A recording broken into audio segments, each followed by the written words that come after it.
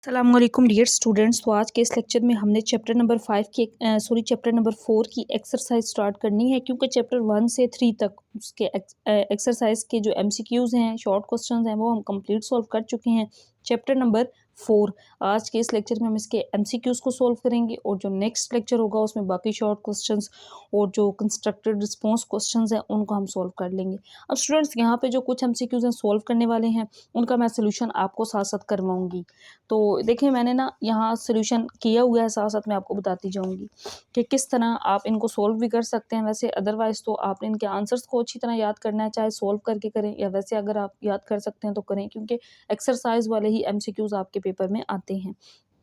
तो पहला जो एमसीक्यूज़ है, ये देखें, ये एक्सरसाइज में है कि how many atoms are present in 1 gram of water H2O। Water के 1 ग्राम में कितने नंबर ऑफ एटम्स होते हैं। अब ये जो न्यूमेरिकल है ना, इस तरह का, यानी कि हम अगर इसको सोल्व करें तो हमारा आंसर आ जाता है, बट ये काफ़ी लेंथी है, इसको मैंने सोल्व करके निकाला हुआ है, बट आप इसको सोल्व ना करें। वैसे याद रखें, इंपॉर्टेंट बात है, मतलब आपको कॉमन वैसे भी पता होनी चाहिए कि पानी के 1 ग्राम में कितने नंबर ऑफ एटम्स होते हैं। 1.002 मल्टीप्लाई 10⁻23 एटम्स होते हैं।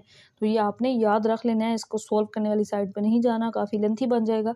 जस्ट इसको याद रखें कि पानी के 1 ग्राम में कितने नंबर ऑफ एटम्स होते हैं। उसमें एटम्स की जो तादाद होती है वो 1.002 मल्टीप्लाई 10⁻23 होती है।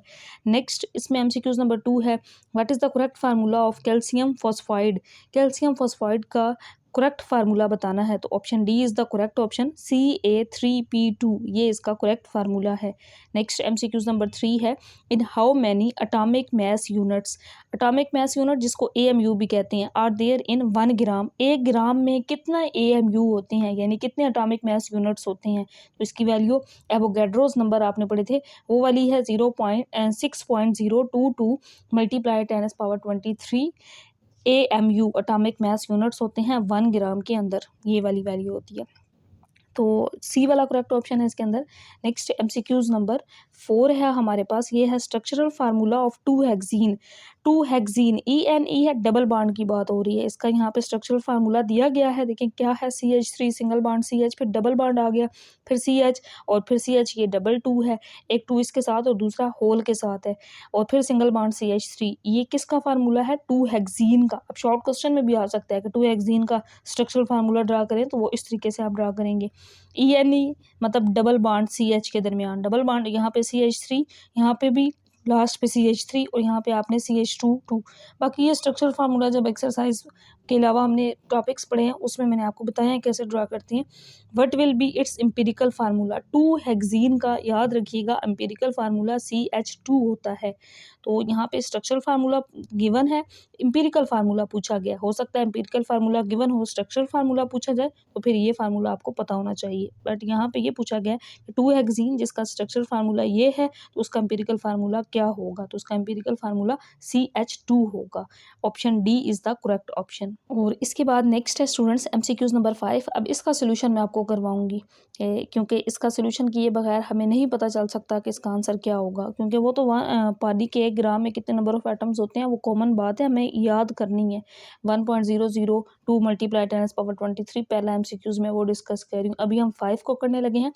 How many moles are there in 25 gram of sulphuric acid. Sulphuric acid के 25 ग्राम में कितने नंबर ऑफ मोल्स होते हैं, तो इसका सोल्यूशन आप करेंगे। स्टूडेंट्स, ये फार्मूला देखें, आपने इस एमसीक्यूज नंबर 5 में करना है। नंबर ऑफ मोल्स हमने फाइंड करने हैं 25 ग्राम सल्फ्यूरिक एसिड के, given mass over molar mass. अब कितना मैस गिवन है, 25 ग्राम गिवन है, 25 मोलर मैस सल्फ्यूरिक एसिड का, और यहाँ पे मैंने कैलकुलेट भी किया है। इस तरीके से कैलकुलेट करते हैं, हाइड्रोजन के 2 होते हैं ना, अटोमिक नंबर 2 होता है, तो यहाँ पे ये वाला 1 होता है हाइड्रोजन का, और ये इस 2 की वजह से हम इसको मल्टीप्लाई करेंगे। सल्फ्यूरिक एसिड का 32 होता है, ऑक्सीजन का 16 होता है, यहाँ पे इसके इंडेक्स में साथ 4 है, तो 4 के साथ मल्टीप्लाई, अब इसको मल्टीप्लाई करेंगे, ये 48 आएगा, और अब इन सारी वैल्यूज़ को जब ऐड करेंगे तो 98 आ जाएगा।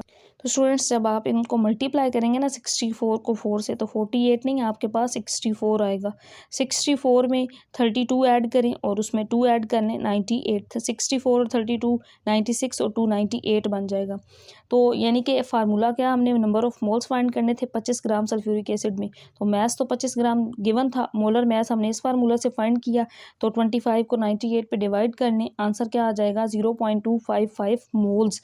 तो अब यहाँ पे ये वाला करेक्ट ऑप्शन बनता है सी वाला 0.255 मोल्स, ये इसका आंसर हो जाएगा, ये MCQs नंबर 5 का सी वाला। इसके बाद नेक्स्ट है MCQs number 6। A necklace has 6 gram of diamond. एक नेकलेस है जो बनाया गया है डायमंड के 6 ग्राम से, यानी कि डायमंड उसके अंदर 6 ग्राम यूज़ हुआ तो एक नेकलेस बन गया। What are the number of carbon atoms in it, तो उसमें कार्बन के नंबर ऑफ एटम्स कितने होंगे। अब यहाँ पे भी इसको सोल्यूशन मैं आपको बताऊंगी कैसे निकालना है। वैसे इसका जो करेक्ट ऑप्शन है वो डी वाला है। आंसर क्या है 3.01 मल्टीप्लाई 10⁻23। कैसे आता है, नंबर ऑफ एटम्स हम फाइंड करने हैं ना हमने, what are the number of atoms in carbon, यानी कार्बन के हमने नंबर ऑफ एटम फाइंड करने हैं, तो नंबर ऑफ एटम्स फाइंड करने का फार्मूला होता है given mass over molar mass multiply Avogadro's number. तो Na से मल्टीप्लाई किया जाता है। Given mass 6 gram diamond use हुआ था एक नेकलेस को बनाने में, तो गिवन मैस 6 था। और कार्बन का हम नंबर ऑफ एटम कार्बन के फाइंड कर रहे हैं, तो कार्बन का मोलर मैस 12 होता है मल्टीप्लाई एवोगैड्रोस नंबर, जो हमें पता है कि 1 ग्राम में एटॉमिक मैस यूनिट की वैल्यू ये होती है ना एवोगैड्रोस नंबर की 6.022 या जस्ट 2 लिख लें मल्टीप्लाई 10⁻23। तो अब इन दोनों को ऊपर वाली वैल्यूज़ को मल्टीप्लाई करके फिर 12 पे कैलकुलेटर पे डिवाइड करें तो आंसर आ जाएगा 3.01 मल्टीप्लाई 10⁻23। ये डी वाला जो मैंने आपको बताया था ये इसका करेक्ट ऑप्शन होगा। ऑप्शन डी वाला स्टूडेंट्स इसके अंदर करेक्ट होगा। नेक्स्ट MCQs नंबर 7 है हमारे पास, 6 हमने कर लिया है। What is the mass of aluminium in 204 gram of aluminium oxide Al2O3। Aluminium oxide में एल्यूमिनियम के 204 ग्राम हो तो उसका मैस कितना होगा। बेसिकली यहाँ पे इसका आंसर 108 ग्राम आता है, लेकिन कैसे आता है देखें, ये रिएक्शन इस तरह से है।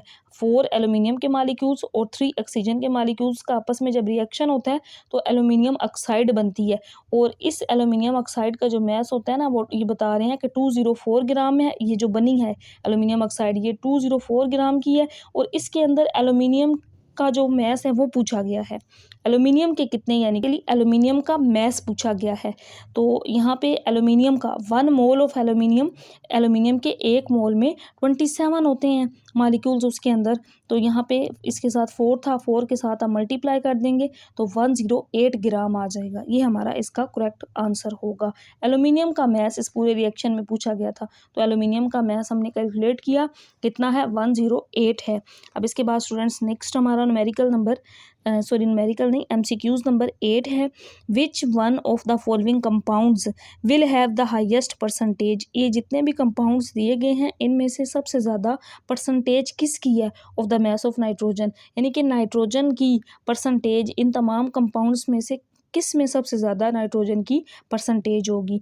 तो ये जो है ना हाइड्राजीन इसका फार्मूला, जैसे हम कहते हैं ना NH3 अमोनिया है तो N2H4 हाइड्राजीन होता है, इसमें नाइट्रोजन की परसेंटेज सबसे ज़्यादा होगी। अगेन यहाँ पे भी सॉल्व करने की ज़रूरत नहीं है, इसकी डिटेल में नहीं आपने जाना, बस आप इसको याद रखें। इसमें नाइट्रोजन की हाईएस्ट परसेंटेज किसके अंदर है, हाइड्राजीन यानी N2H4 के अंदर है। MCQs number 9 when one mole of each of the following compounds is reacted with oxygen। जब तमाम ये जितने कंपाउंड्स दिए गए हैं ना इन तमाम के एक एक कंपाउंड जो है वो ऑक्सीजन के साथ जब रिएक्ट करते हैं what will be produce the maximum amount of CO2। तो CO2 की जो मैक्सिमम अमाउंट होगी वो कौन सा कंपाउंड प्रोड्यूस करेगा इन तमाम में से, तो इथेन इसके अंदर C2H6 है। तो कार्बन में वैसे उसमें 12 आते हैं, इसी तरह डायमंड में भी कार्बन ही है ना, तो 12 सबसे ज़्यादा इसमें आ रहे हैं। तो देखें इथेन का फार्मूला C2H6 है और ये CH4 है, तो सबसे ज़्यादा which produce the maximum amount of CO2, तो सबसे ज़्यादा जो ये कार्बन डाइऑक्साइड बनेगी वो किससे बनेगी, इथेन से बनेगी। So option C is the correct option. अब इथेन की जगह पे C2H6 भी मेंशन हो सकता है अगर इथेन ना लिखें, तो ये दोनों ही आपने याद कर लेने हैं। नेक्स्ट MCQs नंबर हमारा लास्ट 10 वाला है। what mass of 95% CaCO3 calcium carbonate will be required to neutralize 50 centimetre cube of 0.5 molarity, इसकी ये दी गई है HCl सोल्यूशन। अब इसका सोल्यूशन काफ़ी लेंथी है, अगेन वही बात कि मैंने यहाँ देखें स्टूडेंट्स, मैंने सोल्व किया है, ये देखें ये सारा इसका सोल्यूशन मैंने निकाला हुआ है, किया हुआ है, लेकिन आप इसको ना करें तो आपके लिए बेहतर है, क्योंकि ये काफ़ी एक लेंथी न्यूमेरिकल टाइप सा बन जाता है। जस्ट आप आंसर को याद रखें, क्योंकि पेपर में अगर MCQs आता है तो आपको आंसर पता होना चाहिए। 1.32 ग्राम होगा इसका मैस, CaCO3 का 95% जो मैस रिक्वायर्ड होगा वो कितने ग्राम होगा, 1.32 ग्राम होगा। Option C is the correct option. इसके बाद नेक्स्ट हम इंशाल्लाह इसके शॉर्ट क्वेश्चंस का सोल्यूशन करेंगे और कंस्ट्रक्टेड रिस्पॉन्स क्वेश्चंस जो हैं उनका सोल्यूशन करेंगे, और इससे प्रीवियस 3 चैप्टर थे हमारे एक्सरसाइज में, उनका सोल्यूशन हम ऑलरेडी कर चुके हैं।